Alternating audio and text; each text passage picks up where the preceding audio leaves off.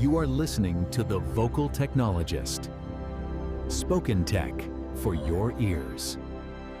You know, usually when we think about a massive, like a generation-defining technological boom, the mental image is pretty standard. Right, yeah, you picture an absolute flood of cash. Exactly. Like the early internet days in the 90s or, the smartphone boom of the 2010s.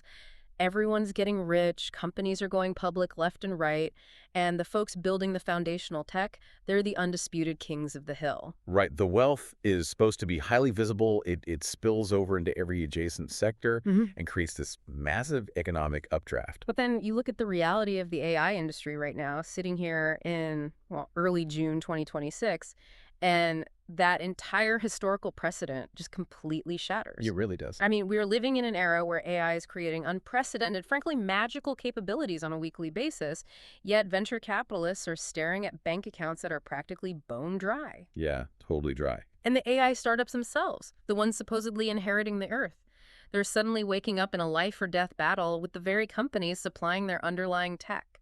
It's the absolute definition of an economic paradox, right? Like, you have infinite technological potential sitting right alongside a complete liquidity freeze. So, welcome to today's deep dive. If you're listening to this, you likely already follow the AI space, you know the players, the jargon. Our mission today is to just cut through the breathless Twitter threads and the marketing hype. Which there is a lot of. So much. We've pulled together a really dense stack of sources. These are recent tech and founder newsletters from early June 2026. And we are going to uncover the actual ground truth playbook for this specific moment.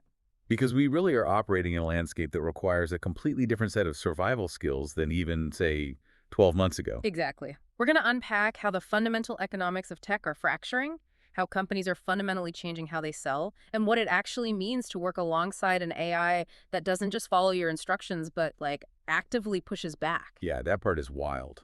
Okay, so let's unpack this. We have to start with the macroeconomic elephant in the room. I'm looking at these sources, and the math just doesn't seem to make sense. Why is there supposedly so much money tied up in AI, yet so little cash actually flowing back to the investors? Yeah, so you're looking at what the industry is currently calling the VC doom loop. The doom loop, catchy. Right, very cheery. But if you just glance at the surface, everything looks incredibly healthy. Demo days are standing room only. Firms are continuously announcing new $500 million funds. But there's a catch. A massive one. Venture capital fundamentally relies on exits. Taking a company public through an IPO or selling it to a massive tech incumbent. But those exit doors have basically been welded shut for years now. The numbers jumping out of the sources here are staggering. There are over 1,500 unicorns, these private startups, valued at over $1 billion. Sure. And together they are holding roughly $6 trillion in paper wealth. But they have nowhere to go. Exactly. They can't go public because the public markets are demanding profitability they just don't have. And they can't be acquired because antitrust regulators are blotching everything. So it's just stuck. Trapped in amber. To put that $6 trillion into perspective, one estimate in our stack suggests that at the current sluggish pace of acquisitions and IPOs, it would take 49 years to clear that backlog. 49 years. Wait, so if that wealth is trapped, how do you even know what these companies are really worth? Well, you cannot look at the official valuations. You have to look at the secondary market. That's where investors or early employees quietly sell their private shares to other private buyers, right? Just to get some actual cash in their pockets. Precisely. And over in that secondary market, those exact same shares are changing hands at 40 to 60% below their official marks. Wow. That is where the real write-downs are happening. It's just completely shielded from those optimistic quarterly letters venture capital firms send to their partners. Okay, so if traditional software exits are basically a pipe dream right now, and you're a VC firm sitting on a massive pile of dry powder, what's the alternative? How do you actually generate a return? You completely bypass the traditional software sales motion. We're seeing the rise of this massive VC roll-up strategy. Okay, explain that. So firms like General Catalyst and Thrive Capital, they've realized that building a pure AI software tool and hoping, say, a hospital system buys it is a losing game. The sales cycles just take forever. Right. So instead, they are outright buying legacy companies in industries with notoriously low-tech adoption. The sources mention things like healthcare billing, accounting firms, logistics, so they aren't funding a startup that sells to the accounting firm. They just buy the accounting firm. Exactly. Then they forge the AI integration themselves from the inside out. They own the messy legacy data, they deploy the AI to automate the most expensive human workflows, and they just instantly expand their profit margins. So it's like private equity, but instead of just cutting costs and doing financial engineering, they're changing the actual unit economics of the business with AI. Spot on. Which makes total sense because if you try to stick to the traditional AI startup route, you run into this ultimate betrayal we're seeing in the market. Oh man, the platform risk right now is unprecedented. Say you're an ambitious founder and you build a brilliant enterprise tool on top of models from OpenAI or Anthropic, your supplier is literally now your most dangerous rival. It's terrifying for them. Both OpenAI and Anthropic recently launched billion-dollar consulting and enterprise deployment arms. Right? They aren't just sitting back and licensing their API anymore. Not at all. They are literally sending their own internal engineers into the exact same massive corporate clients that the startups are targeting, and they're offering to build custom, bespoke AI systems on the very models they own. It's like renting a storefront from a commercial landlord, spending 3 years proving that the neighborhood has incredible foot traffic, and then the landlord decides to open the exact same store right next door to you. That's a great analogy. Except, the landlord also happens to own your entire supply chain, so they can underprice you into oblivion.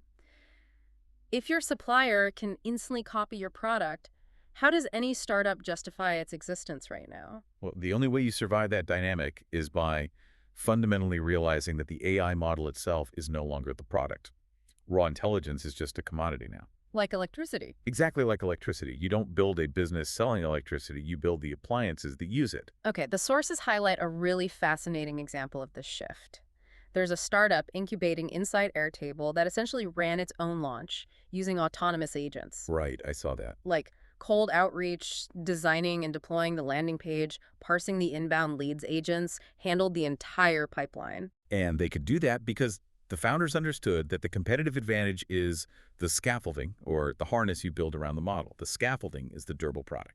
So like the memory architecture, the QA checks. Yes, the specific ways the model interfaces with proprietary data. Yeah. You're building a system that makes every subsequent workflow slightly better than the last one. The raw model inside that harness is totally interchangeable. But wait, hold on. The sources also flag a massive hidden trap in building all this complex scaffolding. They call it the second code base. Yeah, the second code base, it's a huge issue. Because if I'm an engineer and I spend weeks writing intricate prompts and guardrails to force an AI model to output perfectly formatted JSON code, aren't I just creating a ton of technical debt? You're creating a ticking time bomb. Developers figure out a complex workflow, say analyzing a legal contract. Aye. They realize the current AI model gets easily confused, right? So they write incredibly rigid step-by-step instructions, a skill, to force the model down a narrow path. Yeah. Over a year, an engineering team might build up a massive library of thousands of these custom skills. And then OpenAI drops a brand new, vastly superior model. And suddenly, those rigid instructions actually break the new model. The new one is smart enough to handle the task organically, but because you're forcing it through this labyrinth of old guardrails designed for a dumber system, it gets confused and hallucinates. Oh, wow. So you're left with this giant, useless second code base of complex prompts that nobody fully understands, but someone still has to maintain and debug. Exactly. It's a nightmare. Yeah. And that actually perfectly explains another massive headache for companies right now, the exploding AI bill. Oh my gosh, yes. I was looking at the breakdown of why corporate AI costs are ballooning, and it really comes down to pure laziness. Companies are defaulting to the most expensive frontier models like Anthropic's Opus or OpenAI's GPT-4o for absolutely everything. Which is wildly inefficient. If you ask a frontier model to simply summarize a 3-sentence email, you are wasting immense compute power. So what's the fix? The engineering fix is a mechanism called routing. How does routing actually work in practice, like for a non-engineer? So you build a very small, incredibly fast, and cheap classifier model that basically acts as a traffic cop. When a user submits a prompt, it doesn't go straight to the big AI.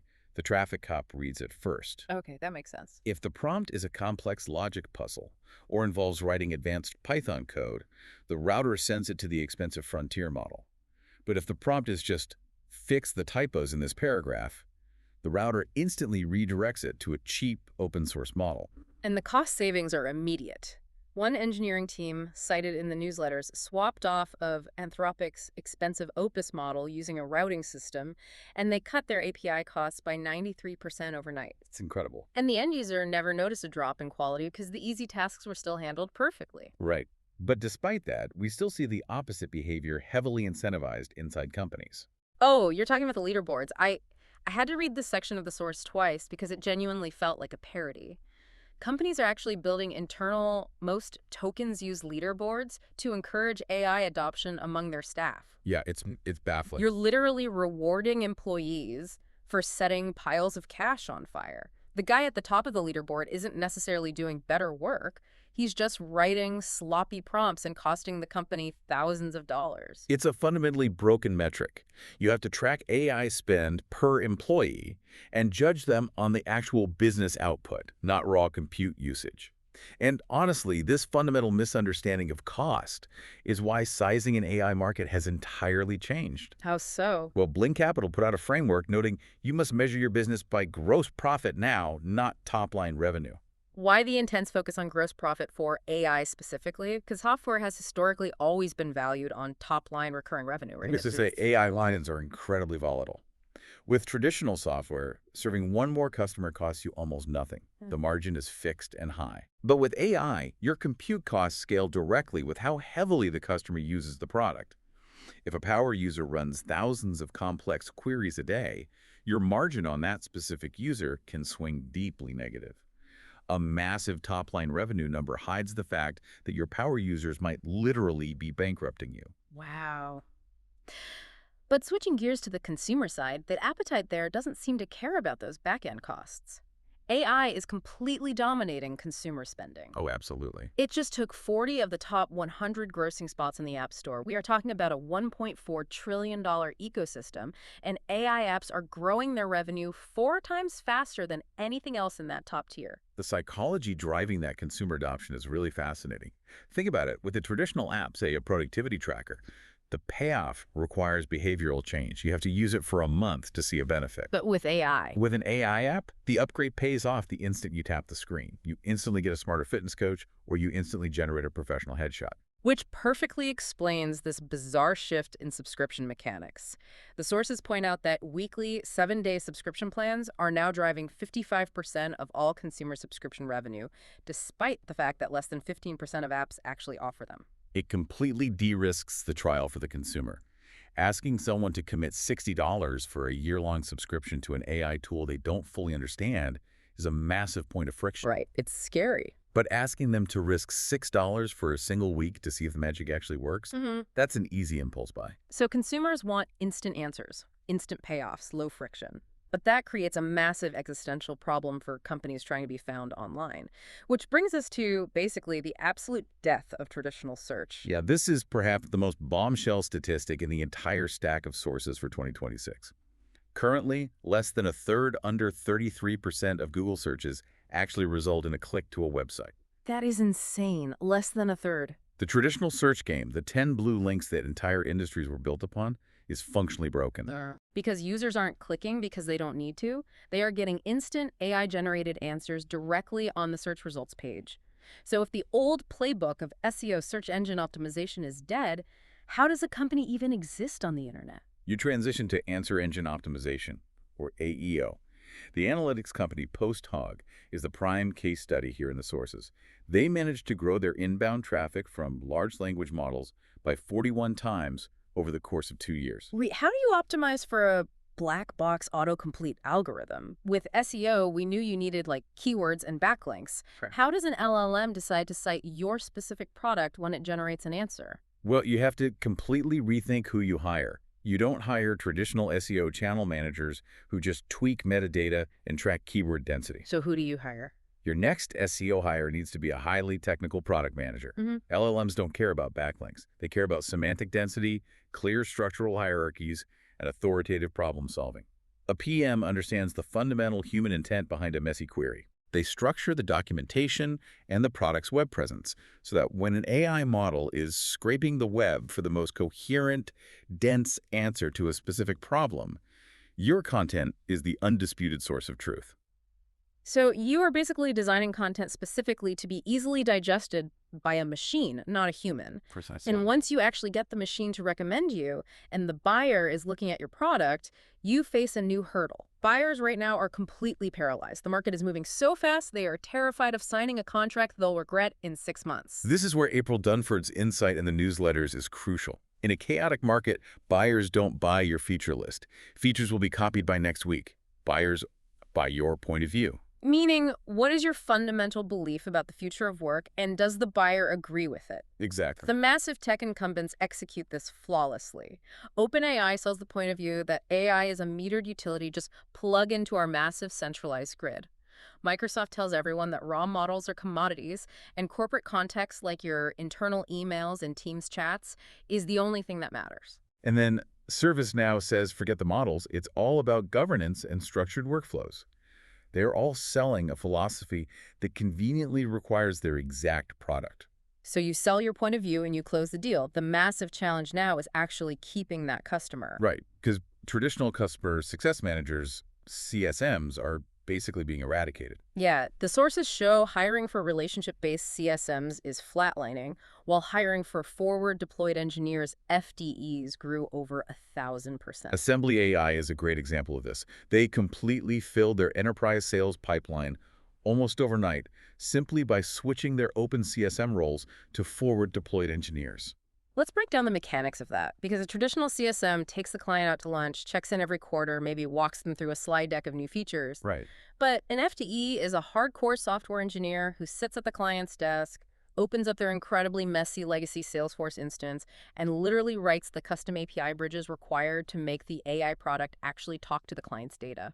The value proposition completely shifts from relationship management to technical integration. This is why the panel of founders in the sources unanimously agreed to kill the classic Net Promoter Score. Oh yeah, NPS is dead. NPS is useless now. Look at the company Weave. They dropped their monthly churn from 4% down to roughly 0.5% simply by moving the finish line of their sales team. Because the sale doesn't end when the contract is signed as closed won. The new finish line where the reps actually get paid is implementation success. The FDE has to prove the AI is actually doing the work. Exactly. But let me push back here.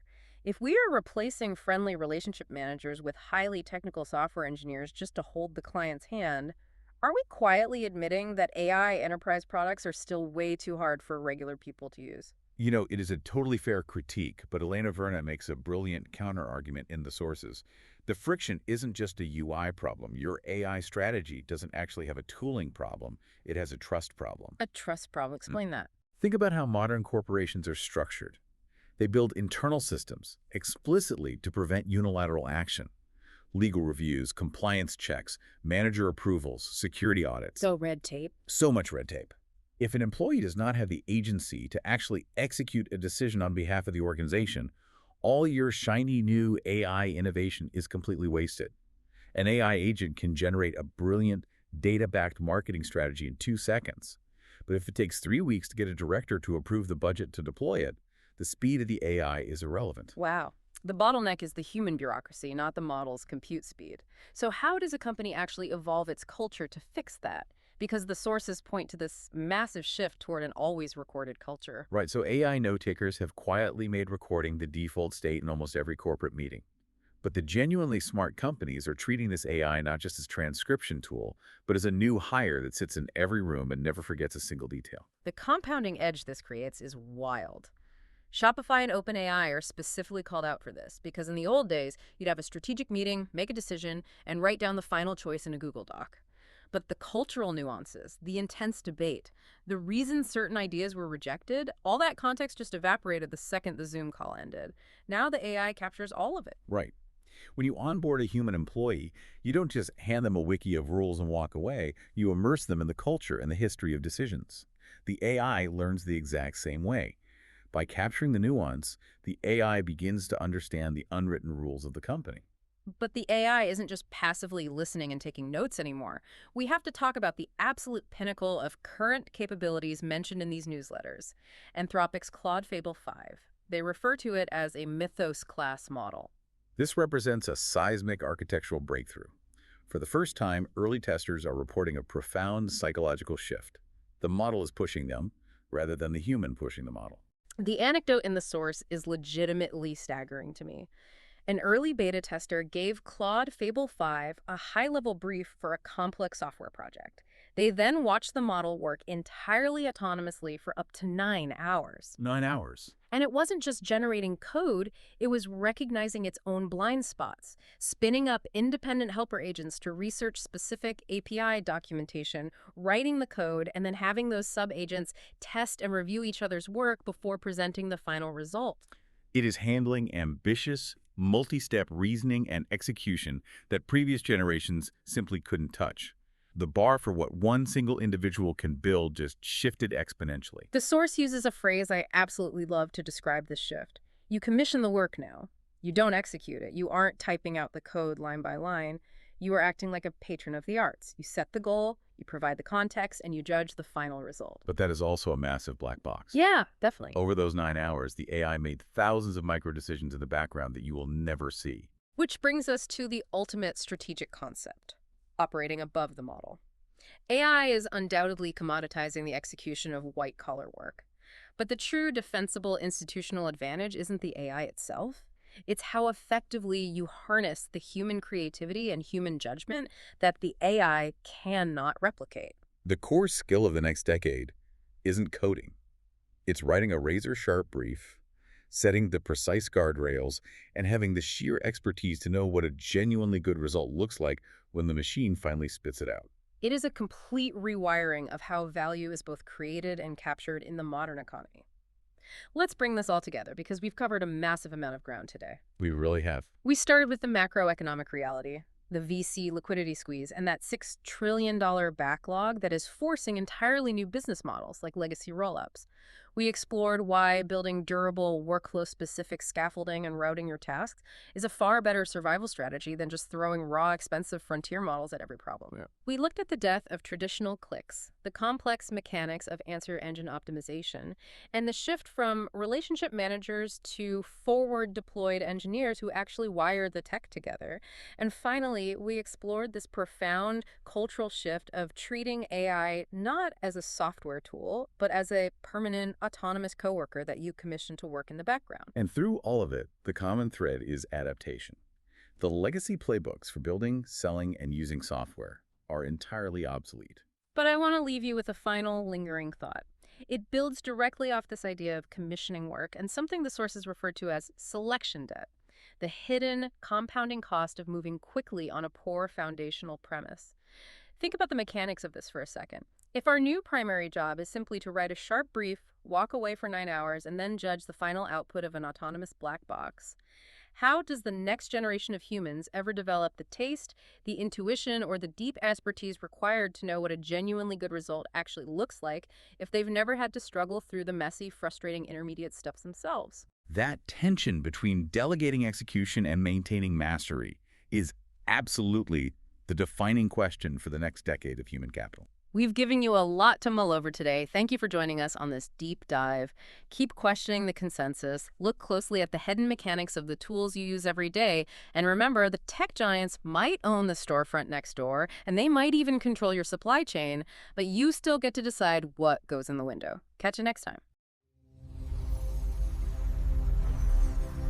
Spoken Tech, for your ears.